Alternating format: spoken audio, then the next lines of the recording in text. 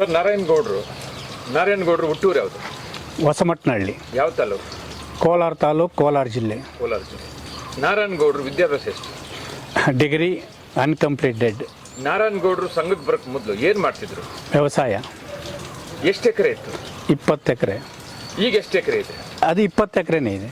So ನಾರಾಯಣಗೌಡರು Kolar ಜಿಲ್ಲಾ ರೈತ ಸಂಘ ಅಧ್ಯಕ್ಷರಾದ್ಮೇಲೆ ರೈತರಿಗೆ ಕೊಟ್ಟಿರ್ತಕ್ಕಂಥ ಕೊಡುಗೆಗಳೇನು?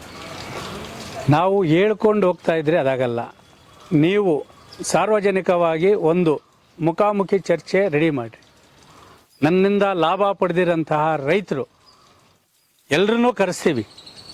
ನೊಂದ ರೈತರಿಗೆ ನ್ಯಾಯ ಏನು ಕೊಡಿಸಿದ್ದೀವಿ ಎಲ್ಲರನ್ನೂ ಕೊಡಿಸ್ತೀನಿ. ಅವರ ಬಾಯಲ್ಲಿಂದನೇ ಕೇಳಿ, ನಾನು ಮಾಡಿರೋಂತಹ ಸಾಧನೆ, ನಾನು ಮಾಡಿರೋಂಥ ಹೋರಾಟದಿಂದ ಸಿಕ್ಕಿರೋ ಪ್ರತಿಫಲ ನನ್ನ ಬಾಯಿಂದೇ ಕೇಳಿದರೆ ನಾನು ಸ್ವಾರ್ಥಿ ಆಗ್ತೀನಿ. ನಾರಾಯಣಗೌಡರು ರೈತಪರ ಸಂಘಟನೆಯಲ್ಲಿ ಅಧ್ಯಕ್ಷರಾದರು. ರೈತರಿಗೋಸ್ಕರ ಒಂದು ಸೇವೆಗಳು ಮಾಡೋಕ್ಕೆ ಒಂದು ಸಂಘಟನೆ ಮಾಡಿದ್ರು. ಆದರೆ ಕೋಲಾರ ಜಿಲ್ಲೆಯಲ್ಲಿ ಯಥೇಚ್ಛವಾಗಿ ನೀವು ಮಾಡಿರ್ತಕ್ಕಂಥ ರೈತರಿಗೆ, ಕೆಲವು ಕಷ್ಟದಲ್ಲಿರತಕ್ಕಂಥ ರೈತರು, ಕೆಲವು ಕಾರ್ಯಕ್ರಮಗಳು ಹಲವಾರು ಇರ್ತವೆ. ಅದರಲ್ಲಿ ನೀವು ಸಾಹಸ ಮಾಡಿ ಶ್ರದ್ಧೆಯಿಂದ ನಿಷ್ಠೆಯಿಂದ ಹೋರಾಡಿ ರೈತರಿಗೆ ದಕ್ಕಿಸಿರ್ತಕ್ಕಂಥ ಕೆಲವೊಂದು ಮೂಲತಃ ಉದ್ದೇಶಗಳು, ಅಥವಾ ಯಾವುದೋ ಒಂದು, ಈಗ ರೈತ ಇನ್ನೇನು ಸಾಯೋ ಮಟ್ಟದಲ್ಲಿರ್ತಾನೆ, ಅಂಥ ಕೆಲಸಕ್ಕೆ ಹೋಗಿ ಕೈ ಹಾಕಿ ಅದನ್ನು ಉಳಿಸ್ಕೊಟ್ಟಿರ್ತಕ್ಕಂಥ ಘಟನೆಗಳಿರ್ತವೆ. ಅಂಥವು ಯಾವುದಾದ್ರೂ ರೈತರಿಗೋಸ್ಕರ ನೀವು ಮಾಡಿದ್ದೀರಾ? ಎಷ್ಟೋ ಜನ ಇವತ್ತು ಲಕ್ಷಾಂತರ ರೂಪಾಯಿ ಬಂಡವಾಳ ಹಾಕಿ ಟೊಮೊಟೊ ನಕಲಿ ಬಿತ್ತನೆ ಬೀಜ ಕೊಟ್ಟಿದ್ದಾರೆ, ಸೌತೆಕಾಯಿ ಬಿತ್ತನೆ ಬೀಜ ಕೊಟ್ಟಿದ್ದಾರೆ, ನಕಲಿ ಕ್ಯಾಪ್ಸಿಕಮ್ ಕೊಟ್ಟಿದ್ದಾರೆ.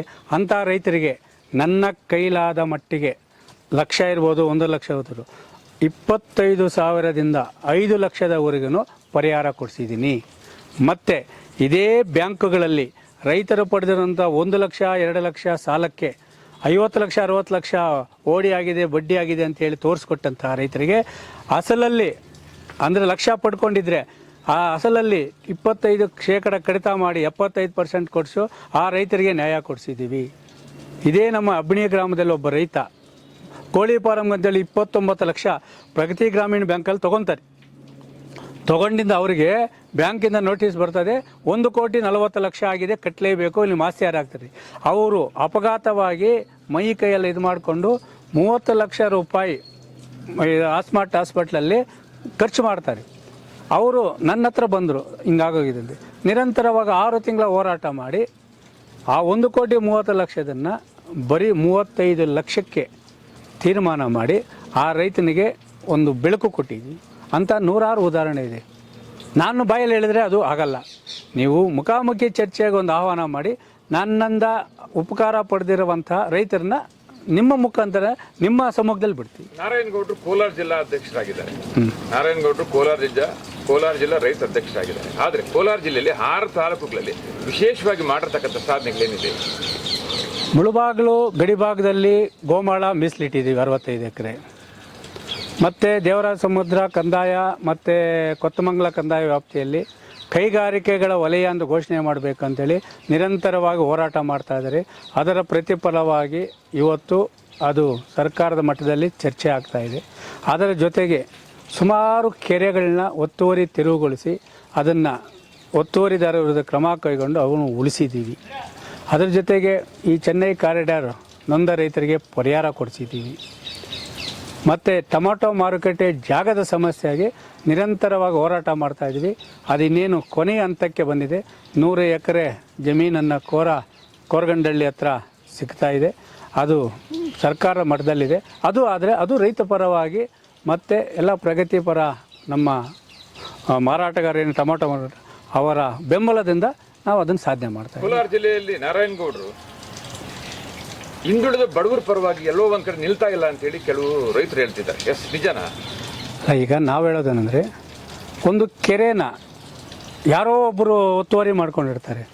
ಕೆರೆ ಬಿಡುವಪ್ಪ ಅಂತ ಹೇಳಿದರೆ, ನಾನು ಬಡ ರೈತ ಕೆರೆಯನ್ನು ಒತ್ತುವರಿ ಮಾಡ್ಕೊಂಡು, ಒಂದು ಕೆರೆ ಮೂಲ 10 ಹಳ್ಳಿಗೆ ಜೀವನಾಧಾರ, ಜೀವನಾಡಿ. ಅಂಥ ಕೆರೆ ಒತ್ತುವರಿ ತೆರವುಗೊಳಿಸಿದಾಗ ಆರೋಪ ಬರೋದು ಸಹಜ. ನಾವು ಎಲ್ರಿಗೂ ಒಳ್ಳೆಯವರಾಗಿ ಬದುಕೋಕ್ಕಾಗಲ್ಲ. ಈಗ ಒಂದಕ್ಕೆ ನ್ಯಾಯ ಕೊಡಿಸ್ಬೇಕಾದ್ರೆ ಒಬ್ರಿಗೆ ಅನ್ಯಾಯ ಆಗಬೇಕು, ಒಬ್ರಿಗೆ ನ್ಯಾಯ ಸಿಗಲೇಬೇಕು. ಅದರಲ್ಲಿ ಆರೋಪ ಪ್ರತ್ಯಾರೋಪ ಬರದೇ ಬರ್ತದೆ. ಅದರಲ್ಲಿ ನಾವು ಟೀಕೆ ಟಿಪ್ಪಣಿ ಮಾಡೋಕ್ಕೋಗಲ್ಲ. ಯಾಕಂದರೆ ನನ್ನ ವಿರುದ್ಧ ಮಾತಾಡೋರು, ನನ್ನ ಪ್ರಕಾರ ಆಚೆ ಏನು ಪ್ರಚಾರ ಮಾಡ್ತಾರೆ, ಅವರೂ ಸಹ ನನ್ನ ಅಣ್ಣ ತಮ್ಮದರು. ಅವ್ರಿಗೂ ಸಹ ಅವರ ಇದನ್ನು ನಾನು ಕೈ ಮುಗಿದು ನಾನು ಸ್ವೀಕಾರ ಮಾಡ್ತೀನಿ ಅವರ ಆರೋಪಗಳನ್ನ. ಕೋಲಾರ ಜಿಲ್ಲೆಯಲ್ಲಿ ಎಷ್ಟೋ ಕೆರೆಗಳನ್ನ ನುಂಗಿ ನೂರು ಮಾಡ್ತಾ ಇದ್ದಾರೆ, ಎಷ್ಟೋ ಕೆರೆಗಳನ್ನ ಹಕ್ಕೂರು ಮಾಡ್ಕೊಳ್ತಾ ಇದ್ದಾರೆ. ಇದ್ರ ಪರವಾಗಿ ರೈತ ಸಂಘಟನೆಯವರು ಧ್ವನಿ ಎತ್ತಾ ಇಲ್ಲ ಅಂತೇಳಿ ಈಗ ಜನ ಸುದ್ದಿ ಮಾಡ್ತಾ ಇದ್ದಾರೆ. 2800 ಕೆರೆಯಲ್ಲಿ ಮಹಿಳಾ ಸಂಘದ ಜಿಲ್ಲಾ ಘಟಕದ ಅಧ್ಯಕ್ಷೆ ನಳಿನಿ ಗೌಡ್ರವರು ಇವತ್ತು ಎಷ್ಟು ಕೆರೆಗಳನ್ನ ಒತ್ತುವರಿ ತೆರವುಗೊಳಿಸಿದ್ದಾರೆ ಅಂಥೇಳಿ ಒಂದು ಲಿಸ್ಟ್ ಪಟ್ಟಿನೇ ಕೊಡ್ತೀವಿ ನಿಮಗೆ. ಒಬ್ಬ ಉಪಲೋಕಾಯುಕ್ತ ವೀರಪ್ಪನವರು ಆ ಹೆಣ್ಣು ಮಗು ಮಾಡೋದ ಸಾಧನೆಯನ್ನು ಅಧಿಕಾರಿಗಳು ಯಾಕೆ ಮಾಡ್ತಾ ಇಲ್ಲ ಅಂತ ಪ್ರಶಂಸೆ ಕೊಟ್ಟಿದ್ದಾರೆ.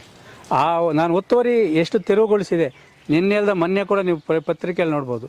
ಬಂಗಾರಪೇಟೆ ಯಲಚಂದ್ರ ಅಂತೇಳಿ 16 ಎಕರೆ ಕೆರೆನೇ ನುಂಗಾಕಿದ್ರು, ಅದನ್ನು ಉಳಿಸಿ ಇವತ್ತು ಪಾಣಿ ರದ್ದು ಮಾಡಿದ್ದಾರೆ. ಅಂಥ 100 ಕೆರೆಗೆ ಉಳಿಸಿದ್ದೀವಿ. ಒಂದು ಕೈ ಸೇರಿದರೆ ಚಪ್ಪಾಳೆ, ಓಕೆನಾ? ಅಧಿಕಾರಿಗಳು ನಮ್ಮ ಹೋರಾಟಕ್ಕೆ ಸ್ಪಂದನೆ ಮಾಡಬೇಕು, ನಮ್ಮ ಮನವಿಗೆ ಸ್ಪಂದನೆ ಮಾಡಿದ್ರೆ ಕೆರೆ ಉಳಿತದೆ. ಕೆರೆಗಳ ಬಗ್ಗೆ ನಿರಂತರವಾಗಿ ಗೋಮಾಳ, ಗುಂಡುತೋಪು ಕೆರೆಗಳ ಬಗ್ಗೆ ನಿರಂತರವಾಗಿ ಧ್ವನಿ ಎತ್ತಾ ಇರೋದಂಥ ಸಂಘಟನೆ ಅಂದರೆ ರೈತ ಸಂಘಟನೆ.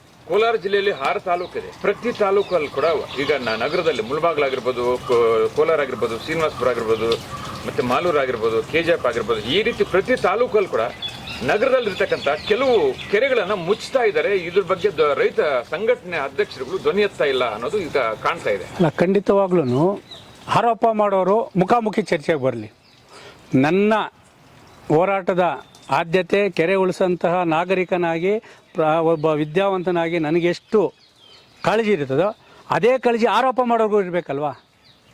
ಸರ್ ನಮ್ಮೂರು ಸರ್ ನಮ್ಮ ಮನೆ ಪಕ್ಕದವ್ರು ಸರ್ ಉದ್ದೂರು ಮಾಡ್ಕೊಂಡಿರೋದು, ನಾನು ಬಂದರೆ ನಮಗೇನೋ ಒಂಥರ ಆಗ್ಬಿಡ್ತದೆ, ನೀವು ಹೋಗಿ ಮಾಡಿ ಸರ್ ಅಂದರೆ ಅಲ್ಲಿಗೆ ನಾವು ಇದು ಕೆರೆ ಒತ್ತುವರಿ ತೆರವುಗೊಳಿಸಲ್ವಾ, ಅವ್ರು ಮಾಡ್ತಾ ಇಲ್ವಾ?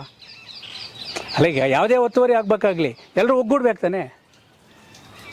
ಇವತ್ತೇನಾಗಿದೆ ಅಂದರೆ ಕೆರೆನ ಖಾತೆ ಮಾಡ್ತಾರೆ, ನಾವು ಒತ್ತುವರಿ ತೆರವುಗೊಳಿಸಂತೆ ಲೋಕಾಯುಕ್ತದಲ್ಲಿ ನ್ಯಾಯಾಲಯದಲ್ಲಿ ಮಾಡ್ತೀರಿ.